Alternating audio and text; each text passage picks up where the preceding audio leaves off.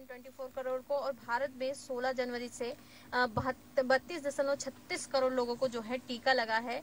अगर बात करें भारत में 16 जनवरी से शुरू हुए अभियान में अब तक लगी 32 करोड़ 36 लाख डोज सबसे ज्यादा लगे और उसके बाद जो है अमेरिका का नंबर आता है जहां 14 दिसंबर से अब तक लगाई गई 32 करोड़ 33 लाख डोज। तो एक तरह से कहा जा सकता है पहले नंबर पे आ चुका है भारत, सर्वाधिक डोज देने वाला जो है देश बना भारत। तो यहाँ पे हमारे साथ गांधी जी मौजूद हैं। आप देख सकते हैं कि टीकाकरण पहले जो है भारत में बहुत धीमी गति से चल रहा था, लेकिन अब जो है लगातार उसमें तेजी देखने को मिल रही है। इस खबर को देखा जाए तो सभी अखबारों ने इस खबर को काफी प्रमुखता से रखा है और इसमें देखा जाए तो अमेरिका से भारत आगे निकला है। भारत में 163 दिन में 32.36 करोड़ टीके लगे हैं। अमेरिका में 196 दिन में 32.33 करोड़ यहाँ पे टीके लगे थे। टीके लगाने में अगर देखा जाए तो अमेरिका से आगे अब भारत निकल चुका है, लेकिन आबादी के लिहाज से बहुत पीछे है, जिसका मैं जिक्र कर रहा था आपसे कि आबादी के लिहाज से अगर भारत की स्थिति देखा जाए तो बहुत पीछे है।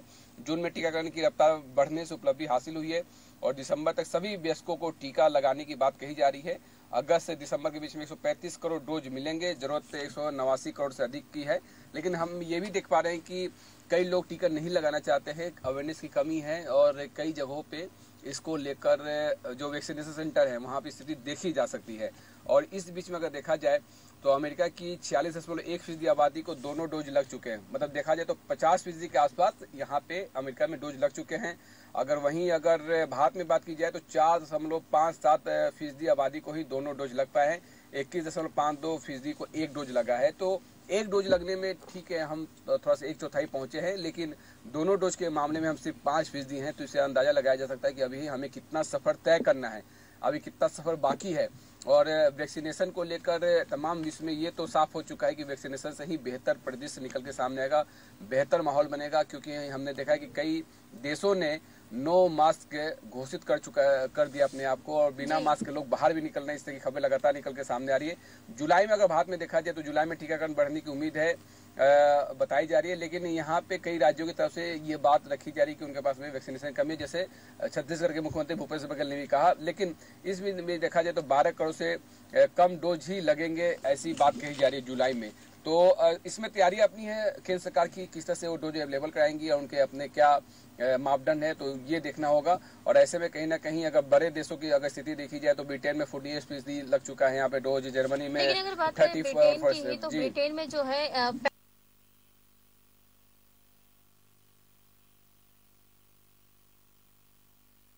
प्रदर्शन भी देखने को मिले हैं। जी, यह खबर निकल के सामने आ रही है कि एक डोज लगाने के बाद में दूसरा डोज नहीं लगा रहे, लेकिन एक डोज के बाद में स्थिति कम से कम ये कुछ महीनों के लिए हो जाती है कि आप थोड़ा सा सेफ हो जाते हैं। ऐसी बातें विशेषज्ञों की तरफ से कही जा रही है। चर्चा तो ये भी चल रही है कि एक डोज किसी और कंपनी का, दूसरा डोज किसी और कंपनी का लगाया जाए। डोज बूस्टर की बात हो रही है कि डोज बूस्टर की 2 डोज लगने के बाद भी बूस्टर डोज की बात यहाँ पे कही जा रही है। तो कुल मिलाकर देखा जाए तो अखबारों में बहुत सारी बातें हैं। ब्रिटेन की अलग स्थिति है, जर्मनी की अलग स्थिति है। अगर फ्रांस की स्थिति देखी जाए तो वहाँ पे 33% हो चुका है। सिंगल डोज वाले भी कई कंपनियां हैं, जैसे आपने देखा कि जॉनसन एंड जॉनसन जैसी कई कंपनियां हैं जिन्होंने वैक्सीनेशन सिंगल डोज ही निकाला है। और रशिया में भी सिंगल डोज पे काम हो चुका है। तो आप सिंगल डोज वाले भी वैक्सीनेशन है जो आपको 2-3 साल तक सेफ रख सकते हैं। तो कोरोना को अगर मात देना है राष्ट्रीय अंतर्राष्ट्रीय स्तर पे तो कहीं ना कहीं वैक्सीनेशन ही एक मात्र उपाय है। और अब तो कई राज्यों ने ये तय कर दिया है कि जिन लोगों के पास में सर्टिफिकेट होगा वैक्सीनेशन का उनको ही एंट्री दी जाएगी। तो ये कई देशों में भी लागू हो सकता है। और देखिए पिछले दिनों ये जीरा भी छिड़ी थी कि कोवैक्सीन और कोविशील्ड को लेकर, और कई देशों ने यहाँ पे भारत में की तरफ से आने वाले लोगों के लिए मापदंड तय किए गए थे, लेकिन उसमें फिर से सरकार ने ये साफ कर दिया था कि ऐसी स्थिति नहीं है, उसमें बातचीत चल रही है। तो ये तमाम स्थिति थी। और इस बीच में आप देखिए कि मैं वैक्सीनेशन की बात कर रहा था, वैक्सीनेशन की कमी की बात कर रहा था। अखबारों में काफी प्रमुखता से है कि मुख्यमंत्री भूपेश बघेल ने प्रधानमंत्री नरेंद्र मोदी को खत लिखा है और खत के जरिए वैक्सीनेशन की आपूर्ति करने की बात कही गई है। कमी जो है वो दिख रही है छत्तीसगढ़ में। इसका दे ने भी जो कल है वहाँ मीटिंग की थी और उन्होंने कहा है कि सप्ताह में अब 4 दिन ही कोरोना टीकाकरण किया जाएगा, अन्य टीकों के लिए 2 दिन रविवार को नहीं होगा टीकाकरण। तो यहाँ पे साफ कहा गया है कि रविवार को जो है टीकाकरण नहीं होगा और निजी अस्पतालों को अनुदान के पक्ष में भी नहीं दिखे हैं TSC। मैं उस पर आऊंगा, लेकिन अगर वैक्सीनेशन की अगर बात की जाए तो आप देखिए कि वैक्सीनेशन में जो स्थिति है और जो कमी की बात कही जा रही है और मुख्यमंत्री भूपेश बघेल ने इसका पूरा जिक्र भी किया है कि किस तरह से वैक्सीनेशन की कमी हो सकती है और इसको अगर पूरा करना है तो उन्होंने डोज करीब 1 करोड़ डोज की उन्होंने बात रखी है और कहीं ना कहीं इसके जरिए छत्तीसगढ़ में डोज को किस तरह से आगे बढ़ाया जाए उसको लेकर उन्होंने यहाँ पे बात रखी है। और इसमें उन्होंने वैक्सीनेशन को लेकर जो चल रहा है उसको का भी जिक्र उन्होंने किया है। तो एक निश्चित तौर पर मुख्यमंत्री ने जिस तरह से यहाँ पे खत लिखा उस खत में तमाम बातों का जिक्र किया है। तो आने वाले समय में देखिए वैक्सीनेशन की तो कमी है और वैक्सीनेशन की कमी की वजह से जो स्थिति है वो जहाँ जहाँ वैक्सीनेशन चल रहा है उसमें रुकावट आ सकती है। तो लिहाजा उन्होंने इस बात का जिक्र अपने खत में किया है। और दूसरी खबर जिस पर आपने जिक्र किया कि निजी क्षेत्रों के अनुदान की बात है जो गांव में जिसको लेकर सरकार ने एक बहुत बड़ा फैसला किया था और टी.एस. सिंहदेव ने इसे सिरे से खारिज कर दिया है और कहा है कि उनको इसके बारे में जानकारी भी नहीं है। तो देखिए इसके अलग अलग मायने निकाले जा रहे हैं। जो विशेषज्ञ हैं उनका ये कहना है कि स्वास्थ्य विभाग तो टी.एस. सिंहदेव के पास है, उनके बिना संज्ञान में लाए ये कैसे मुमकिन है कि उनको जानकारी नहीं होगी। तो तमाम बातें हो रही है और इस पर निश्चित तौर पर अब मुझे लगता है कि विपक्ष को एक बैठे बैठाए मुद्दा मिल गया है जिस मुद्दे के जरिए वो सरकार को घेरती नजर आएगी। मुख्यमंत्री ने जो पत्र लिखा था उन्होंने कहा हमारे पास 9,98,810 पेंशन की डोज बची है और छत्तीसगढ़ में रोजाना 3 लाख लोगों को वैक्सीनेशन हो रहा है। ऐसे में जो है पर्याप्त डोज नहीं मिल पा रही है, जिसके लिए उन्होंने छत्तीसगढ़ से 1 करोड़ डोज लेने यानी छत्तीसगढ़ को 1 करोड़ डोज देने की मांग की है केंद्र से। तो उन्होंने पत्र में जो है इसमें साफ साफ कहा है कि उनके पास कितनी डोज बची हुई है और लगातार जो है रोज कितने डोज लग रहे हैं। जी देखिए तो उसमें हमने लंबी चर्चा की, लेकिन जिस तरह से जो बात टी.एस. सिंहदेव की निकल के सामने आ रही थी और जिसका जिक्र यहाँ पे अखबारों में भी दिख रहा है, तो निश्चित तौर पे एक नई जिरह छिड़ चुकी है छत्तीसगढ़ में और जिस पर विपक्ष यहाँ पे सरकार पर निशाना साधती नजर आएगी। लेकिन एक बूस्टर डोज की बात कर ले जो केंद्र सरकार की तरफ से दिख रहा है बूस्टर डोज जिसकी चर्चा है कि अर्थव्यवस्था को पट्टी पर लाने के लिए एक और राहत की पैकेज मिली है। इसमें जो महत्वपूर्ण 2 घोषणाएं जो की गई है उन अगर घोषणाओं का इसमें अगर जिक्र करें तो इसमें उन घोषणाओं की बात है कि लोन गारंटी योजना में जो हेल्थ सेक्टर के जो 50,000 करोड़ है और स्वास्थ्य इंफ्रास्ट्रक्चर के लिए 23 करोड़ अलग रखे गए हैं। इसके अलावा रजिस्टर्ड जो ट्रैवल एजेंसियों को 10 लाख और गाइड को 1 लाख तक लोन दिया जाएगा। पहले 5 लाख टूरिस्ट को वीजा मुफ्त था, इस तरह की एक राहत देने की बात कही गई है। निर्मला सीतारमण के पिटारे में सब के लिए कुछ ना कुछ है और तीसरी लहर से निपटने की भी तैयारी है।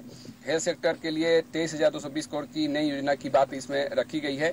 क्रेडिट गारंटी योजना में सेहत पर फोकस इसमें किया गया है और टूरिज्म सेक्टर को पहली राहत है कि लाइसेंसी टूरिस्ट गाइड 1 लाख का ट्रेवल एजेंसी 10 लाख तक लोन सरकारी गारंटी पर ले सकते हैं, इस तरह की बात है। आर्थिक राहत पैकेज की बात की जाए तो 1.40 लाख करोड़ को की सिर्फ 4 नई घोषणाएं हैं, बाकी बजट पुरानी घोषणाओं का ही है, इस तरह का जिक्र है। तो अभी अर्थव्यवस्था में डिमांड बढ़ानी है तो लोगों की जेब में पैसे डालने होंगे, ये अर्थशास्त्री कह रहे हैं। जो आर्थिक विशेषज्ञ उनका ये कहना है कि लोगों के जेब में पैसा डालना होगा और लिहाजा मुझे लग रहा है कि इसीलिए इस राहत का जो डोज बूस्टर डोज यहाँ पे दिया गया है जिसके जिक्र आज अखबारों में है। और इसमें जो नोबेल से सम्मानित अर्थशास्त्री अभिजीत बनर्जी मानते हैं कि हर व्यक्ति को आर्थिक सुरक्षा गारंटी की योजना भी दी जानी चाहिए, जिसका जिक्र उन्होंने किया है कि अभी अर्थव्यवस्था में बढ़ाना है तो लोगों की जेब में पैसे डालने होंगे। सरकार इसके लिए नए नोट छापे, महंगाई की चिंता ना करें, उनका सीधे तौर पे कहना है। और अपनी सुविधा से रेटिंग देती एजेंसियां, हमें परेशानी नहीं होनी चाहिए। देखिए रेटिंग की भी बात उन्होंने कही कि अपनी सुविधा से रेटिंग एजेंसियां देती है तो इसकी परवाह नहीं करना चाहिए, परेशान नहीं होना चाहिए। और नोट छापने को लेकर उन्होंने बात रखी है, महंगाई की चिंता ना करने की बात उन्होंने कही है। जी अगर बात करें तो ट्विटर ने फिर छेड़ा भारतीय नक्शे का, कश्मीर लद्दाख को बताया अलग देश। तो यहाँ पे फिर से जो है ट्विटर ने एक बड़ी गलती देखने को मिली है, जहाँ उसने कश्मीर और लद्दाख को भारत से अलग बताया है, अलग देश बताया है। इस पर भी जो है बवाल मच गया है। अगर बात करें तो जो समाचार अखबार है या फिर न्यूज चैनल में लगातार ट्विटर को लेकर वार पे वार करते हैं, विपक्ष भी जो इसको घेरते नजर आया ट्विटर को। तो क्या कहेंगे? इसके पहले भी गलती ट्विटर की तरफ से हुई थी जिसको लेकर उसने माफी भी मांगी थी और सुधार भी किया था, लेकिन फिर से ये गलती अभी जिस तरह से द्वंद्व छिड़ा हुआ है ट्विटर और सरकार के बीच में। ट्विटर अमेरिकन कानून की बात करता है, लेकिन वो भारत में जब काम करता है तो भारतीय संविधान के तहत उसको काम करना पड़ेगा। और जो द्विपक्षीय जो समझौता हुआ है उसमें उसका भी जिक्र किया जा रहा है। लेकिन इन सब के बीच में देखिए अगर भारत की अखंडता पे चोट पहुंचेगा तो निश्चित तौर पर ये कहीं ना कहीं ये सहने लायक नहीं है मसला है कि आप किसी भी नक्शे से आप छेड़छाड़ करो, किसी भी चीज को, विवादित चीज को आप उस पे अपने मंच पे स्थान दो, तो ये कहीं ना कहीं एक जो है एक नए सिरे से एक जीरा छिड़ चुकी है। अपने आपने पिछले दिनों देखा कि सूचना प्रसारण मंत्री का किस तरह से ट्वीट ब्लॉक किया गया था, कई और लोगों के ट्वीट ब्लॉक किए गए थे, उपराष्ट्रपति के भी ट्वीट को लेकर कई सारी बातें कही गई थी। तो तमाम जो भारत की महान हस्तियां हैं उनके ट्विटर अकाउंट को लेकर जो ट्विटर ने जो कदम उठाया, निश्चित तौर पर उसकी भर्त्सना भी हो रही है, उस पर चर्चा भी हो रही है, अखबारों में उस खबर पर चर्चा भी की जा रही है। लेकिन सरकार को अगर बात करें नवंबर 2020 में लेह लद्दाख को चीन का हिस्सा भी दिखा दिया गया था, उस पर भी जो है बहुत बड़ा बवाल हुआ था।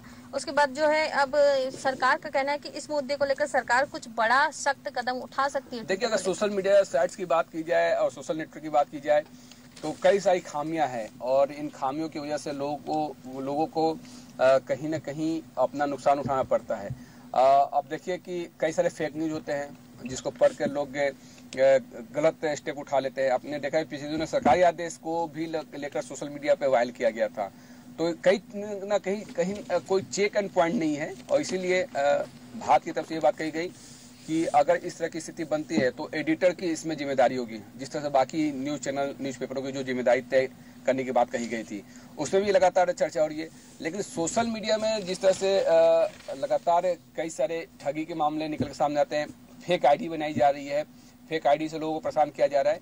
और अखबार में खबर और भी है कि आप देखिए कि सोशल मीडिया के जरिए जो बिजनेस भी होता है और आप जिस तरह से बूस्ट कर सकते हैं अपने पोस्ट को, ये भी आपके लिए फैसिलिटी होती है। लेकिन बिलासपुर में साइबर अपराधियों ने मिलकर योजनाबद्ध तरीके से लोगों को लूटा है, ये खबर भी निकल के सामने आ रही है। उन्होंने कहीं ना कहीं फेसबुक का जरिए बनाया, ट्विटर को जरिए बनाया, और फ्लिपकार्ट में नौकरी का झांसा देकर सैकड़ों लोगों का लिंक से जोड़ा। नौकरी तो नहीं मिली, अलबत्ता सभी के डूब के 50 लाख रुपए से ज्यादा। तो इस तरह की देखिए ये स्थिति भी है। तो सोशल मीडिया का जो लोग भी इस्तेमाल करें थोड़ा सा संभल के, वो उसका दायरा कुछ नहीं है, उसमें आपको सब विभाग दिखाया जाता है। हमने पिछले दिनों ये भी देखा कि गूगल पर एक लेडी ने जियो मार्ट का toll free number, customer care number search किया, उसमें कॉल कर दिया। कॉल करने के बाद मुझसे ओटीपी और सारी जानकारी ले ली गई और उसके खाते से पैसे निकल गए। तो इस तरह की स्थिति है। तो आप अगर ट्विटर यूज कर रहे हैं, फेसबुक यूज कर रहे हैं, चाहे कोई भी साइट्स यूज करें, तो थोड़ा संभल के यूज करें और उसमें दिए गए बातों पर विश्वास सीधे तौर पर ना करें। क्योंकि आप देखिएगा अगर ट्विटर पर लेह लद्दाख और कश्मीर का मुद्दा है, अगर उस पर इस तरह की बातें हो रही है तो उस पर आप कमेंट्स ना करें, क्योंकि इससे वो कमेंट्स बढ़ता चला जाता है, उस पर शेयर होता है, उस पर काफी चर्चा होती है। सरकार को इसमें स्टेप लेना चाहिए। अब देखिए ट्विटर तो कई देशों में बैन रखा गया कई देशों में। अगर राष्ट्र की अखंडता की बात आएगी तो निश्चित तौर पर ऐसे सोशल साइट्स पर बैन कर देना चाहिए। और चाइना में ट्विटर यूज नहीं होता है, वहां पे ट्विटर यूज नहीं किया जाता है, तो देश की अखंडता से बड़ा कोई चीज नहीं है। और मुझे लगता है कि इसमें देखिए भारत सरकार के सामने भी कई चुनौतियां हैं और इसमें ट्विटर के साथ में लगातार वार्ता चल रही है, और इसमें किस तरह से आगे रास्ते बन पाते हैं ये देखने वाली बात है। लेकिन ट्विटर से एक फायदा ये भी निकला कि हमने हाल में देखा कि ट्विटर पे कुछ चीजें जो बहुत तेजी से वायरल हुई, उसमें एक्शन भी आया जो सही थी। जैसे सूरजपुर कलेक्टर का ही मसला आप देख लीजिए, सूरजपुर कलेक्टर ने थप्पड़ जरा युवक को और किस तरह से उनको हटाया गया, तत्कालीन जो सूरजपुर कलेक्टर थे। उस बाद कुछ अन्य मुद्दे आए जिसमें लोगों ने पंडो जनजाति जिसमें उसकी पिटाई की गई, और पिटाई करने के बाद में जब वो वायरल हुआ तो सरकार ने उसमें कदम उठाया। तो इस तरह का भी उसका एक सकारात्मक पहलू है, और इस सकारात्मक पहलू को भी नजरअंदाज नहीं किया जा सकता। ऐसे में सरकार इन तमाम पहलू पर क्या विचार करती है, क्या एक्शन लेती है, ये देखने वाली बात होगी, जिसमें अखबारों में इस बात का जिक्र भी रहेगा और हम अगले कार्यक्रमों में इस पर निश्चित तौर पर चर्चा करते भी नजर आएंगे। जी, आज से खुलेंगे सिनेमा हॉल, वाटर पार्क, जंगल सफारी और प्रकृति मुक्तांगन। तो रायपुर में रात 8 से सुबह 6 बजे तक जारी रहेगा रात्रिकालीन कर्फ्यू। दफ्तर, दुकानों के सामने टीकाकरण होने की लगानी है सूचना, नहीं तो होगी कार्रवाई। तो यहाँ पर जो है कलेक्टर ने कल आदेश जारी किया है कि आज से सिनेमा हॉल और वाटर पार्क कई जिलों में अनलॉक किया गया है कई चीजों की। जैसे अगर रायपुर में देखा जाए जंगल सफारी, जहाँ पे काफी बड़ी संख्या में लोग आते हैं, तो जंगल सफारी, तेलीबंदा, बूढ़ा तालाब, प्रकृति मुक्तांगन खोल दिए गए हैं। राजधानी पूरी तरह से अनलॉक किया गया। मल्टीप्लेक्स, स्विमिंग पूल और पर्यटन स्थल भी खुले हैं। आज से रात 8 बजे तक सभी पर्यटन स्थल खुलेंगे और होटल बार 10 बजे तक खुलेंगे। और इसमें संख्या को भी तय किया गया है। मल्टीप्लेक्स में तो 50% संख्या के साथ ही आपको खोलना पड़ेगा, इस तरह का एक अनलॉक किया गया है। राज्य के कई जिलों में, जैसे रायगढ़ में भी मल्टीप्लेक्स खोल दिए गए हैं, सूरजपुर से भी खबर निकल के सामने आती है। तो कई जिलों में यहाँ पे जो है अनलॉक किया गया है, छूट दी गई है। लेकिन इस छूट का उस तरह से फायदा न उठाया जाए जिस तरह से भीड़ भाड़ अभी भी दिख रही है। जो भीड़ भाड़ वाले इलाकों में बिना मास्क के लोग दिख रहे हैं, तो निश्चित तौर पर इसको थोड़ा संभल चलने की आवश्यकता है, क्योंकि तीसरी लहर की बात कही जा रही है। हमने अखबार में जिक्र भी किया कि तीसरी लहर को लेकर सरकार की क्या तैयारियां है और किस तरह से हेल्थ सेक्टर में किस बहुत बड़े स्तर पे काम किया जा रहा है। तो तीसरी लहर को नजरअंदाज न करें, जहाँ सरकार एक तरफ तैयारी कर रही है, तो हम भी थोड़ी सी अगर पहल करें तो निश्चित तौर पर तीसरी लहर से फाइट करने में सभी का सहयोग इसमें दिखेगा। अगर बात करें तो डीजल की बढ़ती कीमत पर ट्रांसपोर्टरों ने मनाया ब्लैक डे, महंगाई के विरोध में लगाए नारे, कहा परिवहन व्यापार आ गया संकट में। तो बस संचालकों ने भी जो है आंदोलन की तैयारी की थी, उन्होंने भी जो है कई जिलों में धरना देखने को मिला है, जिलों में धरना देखने को मिला। कल हमने प्रमुखता से इस खबर को भी दिखाया।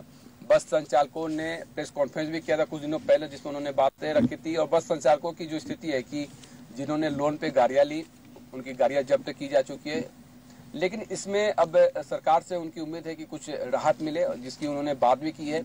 और देखिए अभी तीसरी लहर सामने है, तो ट्रांसपोर्टेशन सेक्टर तो बहुत बड़े स्तर पे इसको नुकसान पहुंचा है। हमने देखा है कि किस तरह से जो बस ऑपरेटर थे, कई बस ऑपरेटर ने अपना काम बंद कर दिया है, दूसरे सेक्टर की तरफ उन्होंने रुख कर लिया है। तो तीसरी लहर को लेकर जहां आशंकित है बस ऑपरेटर, और लगातार कुछ राहत की बात कहते नजर आ रही कि राहत उनको मिलनी चाहिए। और जिलों में इस पे प्रदर्शन भी शुरू हो चुके हैं, अब राज्य स्तर पर भी उनका प्रदर्शन होने वाला है। और तीसरी लहर को लेकर हमने देखा कि सरकार की जहाँ भी तैयारी है, तो वहाँ पे जो बिजनेस हाउसेस है, जो बिजनेस सेक्टर है, वहाँ से बहुत सारी बातें निकल कर सामने आ रही है कि सरकार को क्या कदम उठाना चाहिए। एक खबर इसका मैं जिक्र करना चाहूंगा, जिसमें मुख्यमंत्री भूपेश बघेल ने तीसरी लहर की तैयारियों को लेकर कई सारे कदम उठाए, जिसका जिक्र अखबारों में यहाँ पे दिख रहा है। और इसमें कहा गया कि सरकारी और निजी संस्थाओं की मदद से गाँव में स्वास्थ्य सुविधाएं यहाँ पे बढ़ाई जाएंगी। और कोरोना की तीसरी लहर को लेकर ये तैयारियां हैं।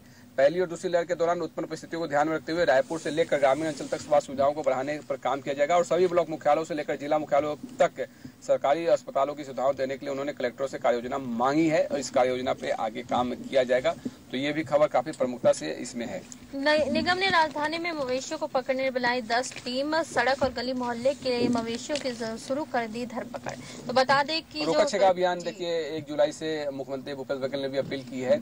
और इस रोका छेका अभियान के तहत में जो आवारा पशु है उनको किस तरह से रखना है, क्योंकि देखिए ये आवारा पशु खेतों में जाते हैं, क्योंकि अब बुआई का समय आएगा, बारिश अच्छी हो रही है, खेतों में लोग काम कर रहे हैं, तो ये फसलों को नुकसान पहुंचाते हैं। इसलिए इस रोका छेका अभियान को पिछली बार भी चलाया गया था, कि पिछले कई सालों से इसको चलाया जा रहा है। और मुख्यमंत्री भूपेश बघेल ने खासतौर पर इस पे अपील भी की और किस तरह से इसमें प्रशासन काम करता है। लेकिन अभी भी आप देखिए कि अगर कई आप सड़कों पे चले जाइए, एयरपोर्ट रोड हो गया, चाहे नया रायपुर में ही मवेशी सड़कों पर बैठे रहते हैं, इस तरह की स्थिति दिखती है। तो अब रोका छेका अभियान को लेकर अखबारों में काफी जिक्र है। इस बीच में एक खबर जो दिख रही है कि 12वीं के जो परीक्षा और प्रैक्टिकल की जो बातें कही जा रही है, प्रोजेक्ट परीक्षा 7 तक प्राइवेट छात्र बैठेंगे, कॉपियां स्कूल को 6 महीने तक संभाल कर रखना भी होगा, संभालना होगा, ऐसी बातें भी कही जा रही है। क्योंकि हमने देखा कि एजुकेशन सेक्टर से लगातार जो खबर निकल के सामने आ रही थी कि जो 12वीं की जो रिजल्ट है उसको लेकर सुप्रीम कोर्ट की तरफ से भी दिशा निर्देश दिए गए हैं। और 12वीं को लेकर सरकार ने भी, छत्तीसगढ़ सरकार ने भी कई सारे कदम उठाए गए हैं। और ऐसे में जो अपने रिजल्ट से खुश नहीं होगा, जो अपना रिजल्ट सही नहीं मानेगा, तो वो फिर से अपील भी कर सकता है, फिर से उसके लिए अलग से परीक्षा की बात यहाँ पे कही जा रही है। और इसमें जेईई एडवांस की बात मैं कर लूँ, हाँ, पिछले साल परीक्षा ना देने वाले को इस साल फिर मौका देने की बात यहाँ पे कही गई है कि पिछले साल जो परीक्षा नहीं दे पाए थे उनको फिर से ये मौका यहाँ पे दिया जाएगा। ये भी खबर, और एक साथ ये भी है कि एक याचिका सुप्रीम कोर्ट में लगी थी जिसको खारिज किया गया है कि निजी स्कूलों में वार्षिक और विकास शुल्क देना जरूरी है, ये जो बात है।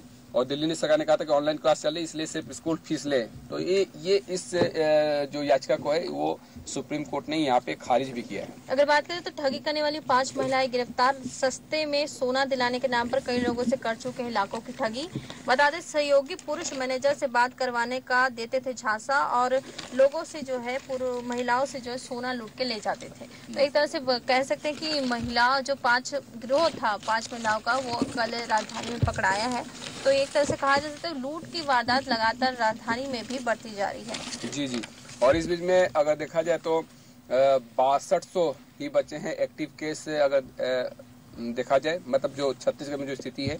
रायपुर में 21 समेत प्रदेश में 405 नए संक्रमित मिले हैं, 24 घंटे में 6 मौतें भी हुई है। और ये एक राहत देने वाली बात है कि लगातार संक्रमण जो रेट है वो कम होता जा रहा है। कोरोना के चलते जो हाईटेक जो हज है, अब तक 5.4 लाख आवेदन आए हैं, मंजूरी 60,000 को ही मिली है। रोबोट देंगे हज यात्रियों को पवित्र आब ए जमजम। नैनो टेक्नोलॉजी वाले परिधान वायरस फैलाने से रोकेंगे। यात्रा की निगरानी भी ऐप से करने की बात इसमें कही जा रही है। तो एक इस तरह की खबर भी अखबारों में दिख रही है। अगर बात करें तो आंखों के नए मरीजों में 50% बच्चे बढ़ रही समस्या।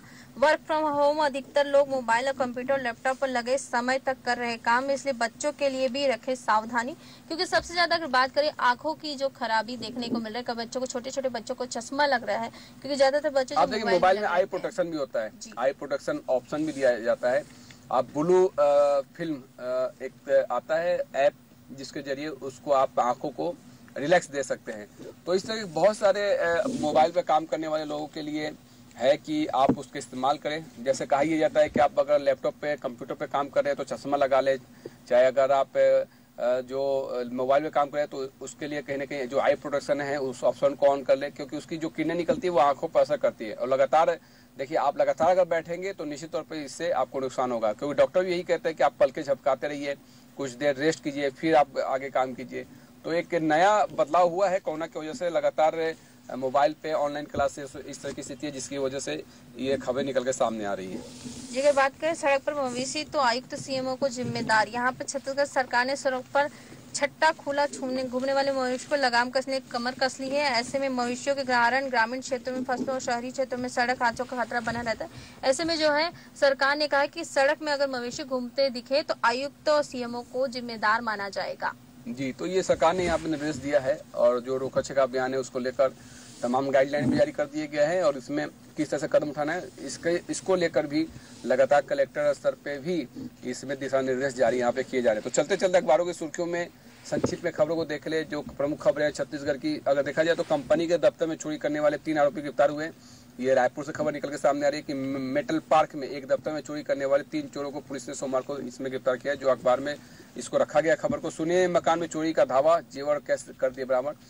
ये भी देखने को मिला है कि लॉकडाउन खुलते ही किस तरह से, लॉकडाउन में चोरी नहीं होती लेकिन लॉकडाउन खुलते ही चोरी घटनाओं को यहाँ पे देखने को मिल रहा है। और खबरें भी काफी प्रमुखता से अखबार में है।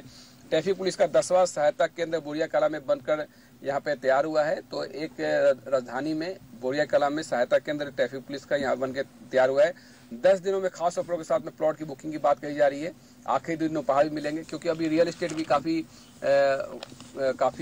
कोरोना की वजह से वहाँ भी उतार चढ़ाव देखने को मिले। तो ऐसे में 10 दिनों में खास ऑफरों के साथ में प्लॉट की बात यहाँ पे कही जा रही है। डीडी नगर के मकान में आधी रात फेंका गया सुतली बम, दहशत, ये एक दहशत फैलाने वाली खबर है। सुतली बम फेंका गया जिसकी खबर काफी प्रमुखता से है। रिंग रोड 1 पर ट्रक बेकाबू हुआ, 2 कार 4 पहियों को टक्कर मारी, सब बाल बच गए। एक ये सड़क हादसा रायपुर के रिंग रोड पर देखने को मिला। 1 नेशन 1 कार्ड दुकानदारों को देंगे टैबलेट, फिंगरप्रिंट, फोटो या आई बॉल मिलने पर मिलेगा राशन। देखिए, पिछले दिन हमने खबर पर चर्चा भी की थी। साधन न्यूज ने काफी प्रमुखता से दिखाया था कि जिनके नाम पे राशन कार्ड है वो राशन लेते नहीं, खासतौर पर एपीएल में उनके राशन की कालाबाजारी की जा रही है। तो ये खबर लगातार खबरों में बनी रही और लिहाजा आज उस पर असर ये दिख रहा है कि 1 नेशन 1 कार्ड राशन दुकानदारों को देंगे टैबलेट, फिंगर प्रिंट, फोटो या आई बॉल मिलने पर ही मिलेगा राशन। तो इससे कालाबाजारी बचेगी और ये इसका एक डिजिटल रूप में आएगा कि जो धांधली होती थी खासतौर पर जो राशन दुकानदारों की तरफ से किया जाता था उस पर भी अंकुश लगेगा। और ये रहेगा राशन लेने का सिस्टम जो है वो अखबार में दिया गया है कि अफसरों ने बताया कि नई योजना के बाद जिसके पास नाम पर राशन कार्ड होगा उसे ही राशन मिलेगा। इतना नहीं, राशन लेने के लिए उसे दुकान पहुंचना होगा। टैबलेट में राशन कार्ड नंबर डालने के बाद फिंगरप्रिंट लिया जाएगा, अंगूठे का निशान मेल खाने के बाद ही आगे की एंट्री होगी, यानी जिनके नाम का कार्ड उन्हीं को राशन मिलेगा। इस तरह की व्यवस्था की जा रही है। पुलिस के पास में खोजबीन का सिस्टम नहीं, लोगों की शिकायत के बाद अब सिर्फ 55 बाइक ही ढूंढ पाई है पुलिस ने। शहर में 2 बाइक रोजाना चोरी हो रही है, 5 माह में 322 गायब भी हुए। इस तरह की जो स्थिति है वो भी दिख रही है। दुर्ग में 9वां दुर्ग साप्ताहिक स्पेशल 8 जुलाई से 3 जोड़ी ट्रेनों में अतिरिक्त कोच की सुविधा दी जा रही है और साप्ताहिक संबंध स्पेशल ट्रेन की भी सुविधा दी जा रही है। अगर बात की जाए तो नरसिंह राव की 26 फीट ऊंची प्रतिमा का अनावरण किया गया है। 100वीं जन्म तिथि पर सोमवार को हैदराबाद में हुसैन सागर में किया गया अनावरण। कोयला तस्करी विनय मिश्रा को की 175 करोड़ की संपत्ति जब्त। अकलतरा घोटाले में 5 करोड़ का मकान जब्त किया गया है। अब 52 दिन तक कर सकते हैं बाबा नाथ के दर्शन। ऑनलाइन के माध्यम से किया जा सकता है दर्शन। पहले दिन हजारों श्रद्धालुओं ने किए महाकाल के दर्शन। तो उज्जैन में जो है पहले ही दिन में हजारों श्रद्धालुओं ने जो है दर्शन किया। ट्रक की टक्कर में पिकअप सवार 6 ग्रामीणों की मौत। ये रायगढ़ की खबर, जिसमें मुख्यमंत्री भूपेश बघेल ने भी दुख जताया। जी, बहुमूल्य खनिजों के लिए तलाशेंगे नया क्षेत्र। विशेषज्ञता प्राप्त कंपनियों से लेंगे मदद। मुख्यमंत्री ने प्रस्ताव को दी मंजूरी। देवगुड़ी घोटुलू में होगा टीएमएफ फंड का उपयोग। ईश्वर स्कूल 18 खदानों में नीलामी की है तैयारी। खदानें चालू हो जाने पर सरकार का हर साल मिलेगा 1998 करोड़ का राजस्व। तो एक बड़ी खबर यहाँ पर देखने को मिल रही है। आज से खुलेंगे सिनेमा हॉल। गृह मंत्री ने सिख लड़कियों की घर में वापसी को दिया भरोसा। लाल किला मामले में 1 लाख को इनामी गुरजोत सिंह गिरफ्तार। गंगा में शव बहाए जाने के मामले में सुनवाई से सुको का इनकार। शहीद एसआई की पत्नी ने मांगा डीएसपी का पद। तो तमाम लगातार हमने जितनी भी खबर है उस पर चर्चा कर ली है। और बात करें तो लगातार बने रहिए बने रहिए साधन इसके साथ। मैं खुशबू ठाकरे, बैक टू स्टूडियो।